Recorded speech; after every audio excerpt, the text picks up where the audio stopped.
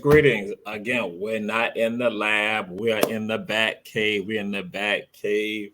And yes, the guest tonight, I might go and say he's a special guest, but I don't necessarily want to do that because we're doing something. And tonight is about the book. This evening is about the book.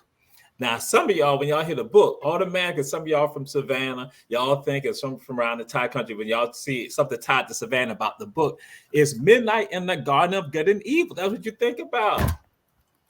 We ain't talking about that. There's another book that I'm not classifying as being the book. And he might gonna say it's the books. That's correct, books. The books. And so tonight on Run Tell That, we have the president of ATR, Our Black Media Network, Our Black Media Channel. That's all things relevant. We have the co-founder of it all. That is Julius Hall, Mr. Brother Julius Hall. Glad to have you here, Julius Hall. That's what I normally want to say to you. Glad to have you here. Well, I am glad to be here. I am so glad to be here. It's a happy feeling to be here with you today, my brother. Reverend Betty Jones, we're glad to have you too, Reverend Betty Jones. But Reverend Betty Jones, I'm going to let you know you're a great supporter of ours. I'm not happy right now, Reverend Betty Jones, because in this book, I'm just going to get it on out the way. That's what we got. That in the book, when y'all read this book, Julius Hall has written a book. He's written 2 books. You got 2 different versions of one of the books. You got a PG version and an X-rated version. It seems to be, it's called, what is it called? I'm gonna let you go. What's the name of the book? Crossing the Line. It's the Julius Hall story. It's like a Lifetime movie right now. It is like a Tubi movie. That's what's about to happen. That's why I know that's what's about to happen. And go ahead, the other one. It's The Journey. And what this is my book of poetry. It's his book of poetry. Julius Hall says that he's been writing poetry since he was in school. When he was like an adolescent, he's been writing poetry. That's correct. Now, not that I find that hard to believe, but I'm going to say this to y'all. I'm going to get it all out the way right now. When y'all read, because it was Councilman Thomas Barbie of Port Wentworth who said something to me.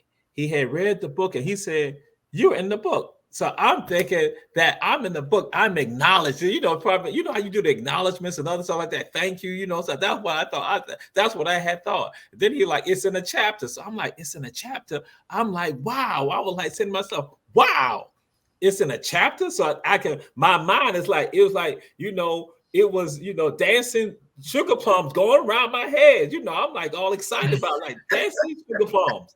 So, I'm like, yeah. Then I like begin reading something about free. I'm like, whoa, he got free. I'm going back in time. Free. I'm like reading it. Then I continue reading. Then I was like about the Controllers concert. I'm like, okay. I'm like, wow, he's really going back. Then I started reading some other stuff. And then I heard, and some people had not said to me, you cost Julius Hall $20,000. That's correct. I'm like looking at like, what the word? I'm like, so people now saying you cost him $20,000. You did because you were promoting the concert and I had to go out of town and you were the promoter. You were the vice president of student government affairs at Savannah State back then. And you and the company that I was with, Free Incorporated, which was me and a bunch of other 8 police officers and 2 of their brothers. It was 10 of us. We partnership with you all to bring the controllers here. And you were supposed to get out the crowd. You were supposed to rally the crowd, get the students out there to pay that money to come see that concert, fill the whole stadium up. 2 things happened. You didn't do the job, and it rained. So I see they're going to stick to it. So I just want to let y'all know. It's in the book. It's in the book. It's a true story. But it wasn't me. True. It wasn't me. Just to say, it wasn't me. And so we're gonna move on into this, right? We're just gonna roll into it because again, I had to get that off my. I had to get it off my chest. So again, because I know y'all, everybody looking at people looking at me kind of funny that they like, oh, he cost him, and they be calling out the owner. They be like, Claude cost him. They be called. So they got all the business right now. So Julius Hall, we're gonna say this to you. What moved you to write the book? Now we're gonna say what moved you to write the book. Well, I'm gonna tell everybody what moved me to write the book right after I tell them this. It's evident that is true in the book, because what happened was we were looking for him to sue him because of what he had caused my company. And so he went from being Claude Lee, and we couldn't find him to serve him. Now his name, if you can look on the thing, it said Jamal. Amir Jamal Torre. We did not know that he had changed his name to an African name. So we couldn't find him. So he knew that he was going to be sued. He was a senior out of Savannah State. So guess what he does then? He goes to damn law school. He goes to law school so we can't sue him, so he'll know how to defend himself. Anyway, read the book, people. I'm telling you. The story is right there in here about Jamal Torre, a.k.a. also known as Claude Lee. I can't wait for the movie. I can't wait for the movie. I can't wait for the Lifetime movie or the Tubi movie. I can't wait for the movie or the Netflix film. I can't wait for it. I can only imagine that I can just sit there and my daughter gonna probably like, Daddy, so yeah. But go ahead, yes, sir. Yeah. She'll see who her daddy was. Mm-hmm.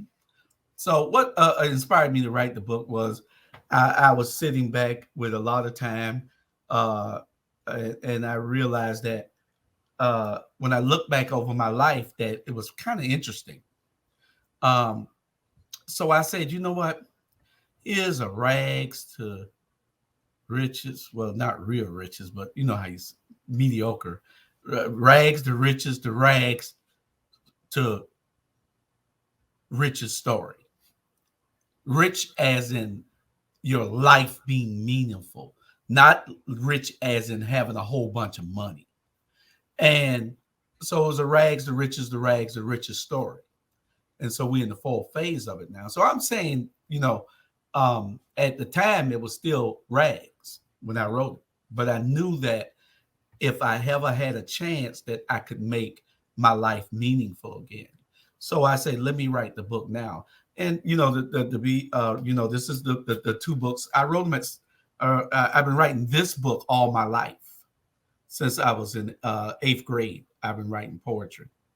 And I had a teacher, Miss Ethel Lambert, that just told me that I was going to be a writer. And here it is, 50 years later, I'm a writer.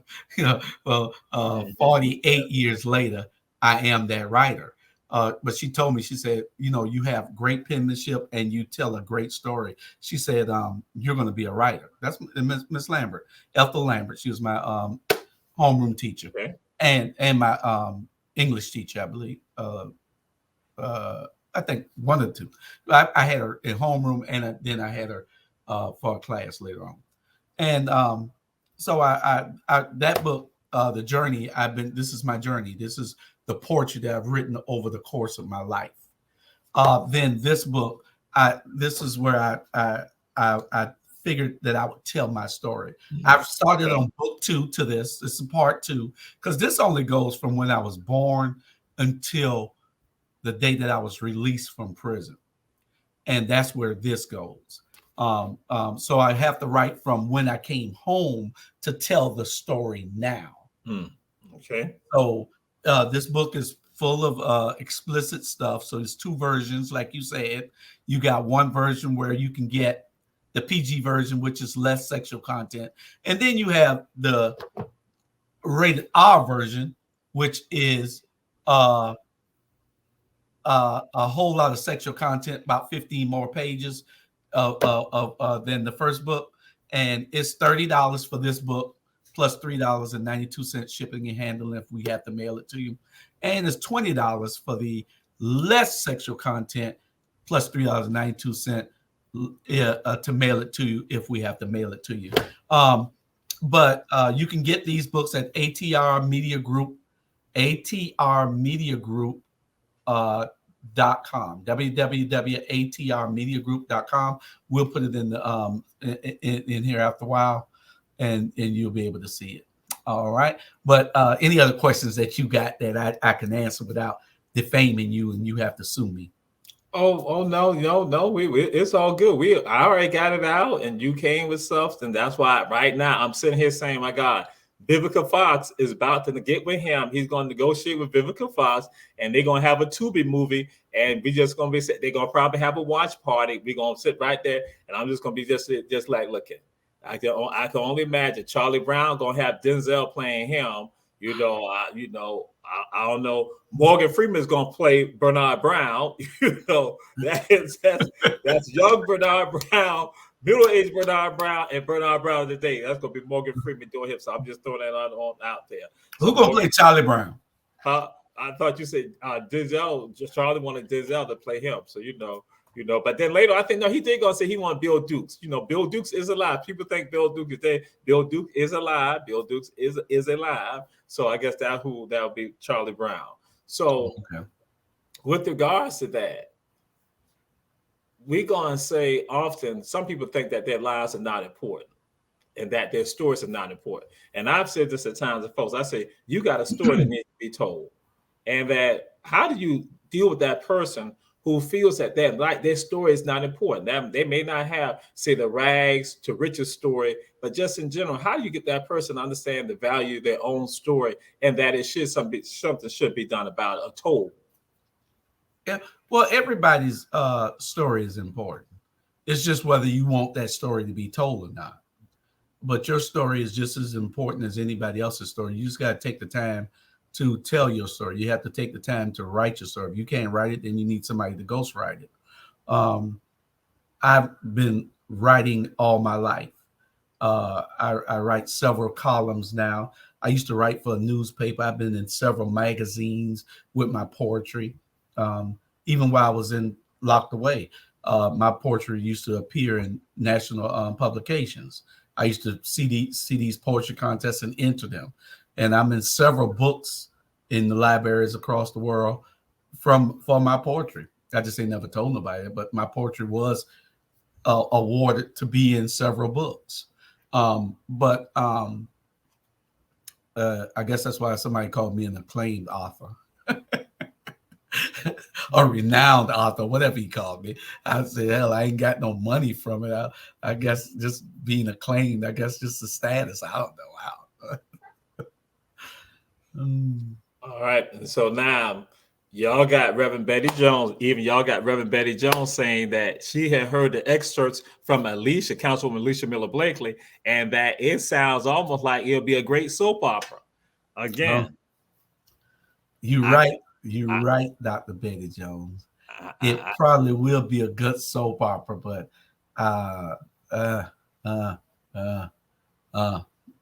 it's hard. It's hard. We got it.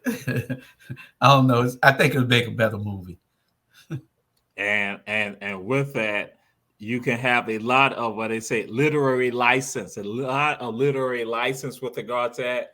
And so I can only imagine if that was to occur, the type of literary license that will come about, that probably shattering people's minds. Again, Sister Deidre Murray, glad to have you here and everybody checking out the show. And we say share, everyone share. And so we come to this part right here, Julius Hall. What are some of the highlights in the book that you want the audience to get? What are some of the highlights? Because we're not trying to tell you to give it all out to the people because we want them to buy the book. But what are some of the highlights in the book that you like? You just like, man. Well, did I really do that? Like how you lied on me. But anyway, let me no, not that. That's not. I didn't lie. Okay. I didn't lie on you. Right. If they read the book, they'll see. They can research it themselves. Yeah, right. Yeah, I had to grab myself. But I had a call, a conversation with a young lady who had brought the book. She was one of the first people that brought the book, and she says she brought the book for a reason.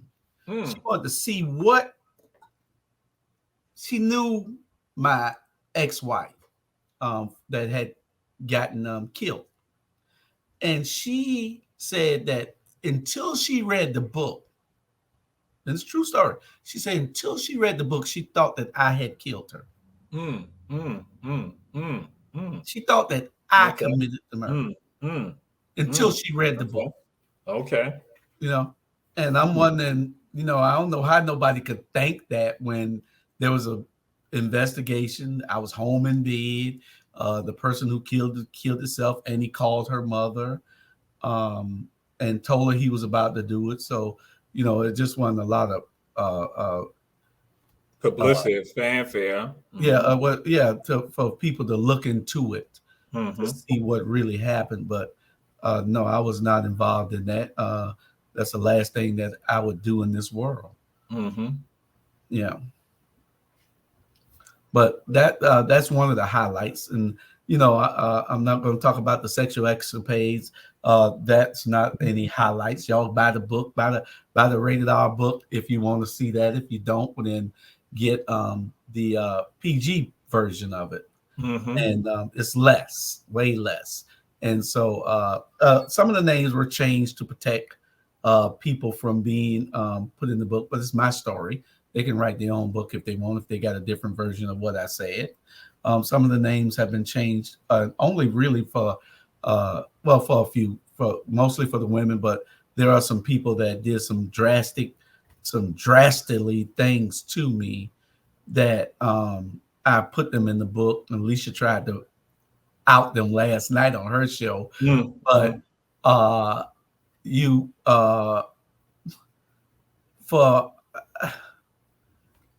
But we're gonna leave it there. I said what I said. I did what I did. One of the questions people have for me, and they see me now today, that they think that I should be ashamed of something. Go ahead.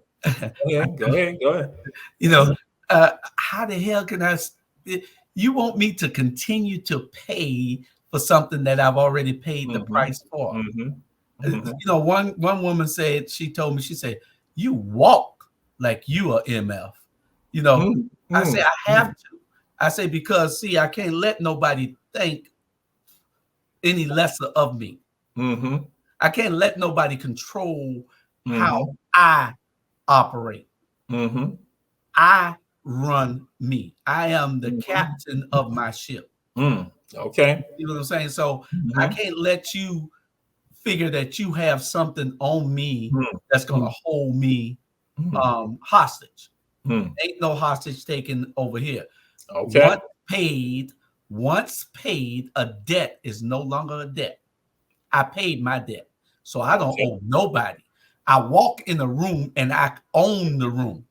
I don't care who in the room. It could be Obama. It could be Joe Biden, Kamala Harris. It could be the king and queen of England. They are not more important than me when I enter that room. I am the most important person in any room that I am in. Okay. Any room. And I show it because you're going to see that's how I act. It's not going to be no little meek running in the corner, hiding, wondering if anybody watching me. All eyes are on me. I'm that guy. So that's just the way it is. Okay. All right. So what we're going to do, Mr. Producer, we're going to go to a commercial. We're going to go to a commercial and come back and continue this conversation about the book, the books, the book. Let me see where the commercial, where they at. Okay, here she go.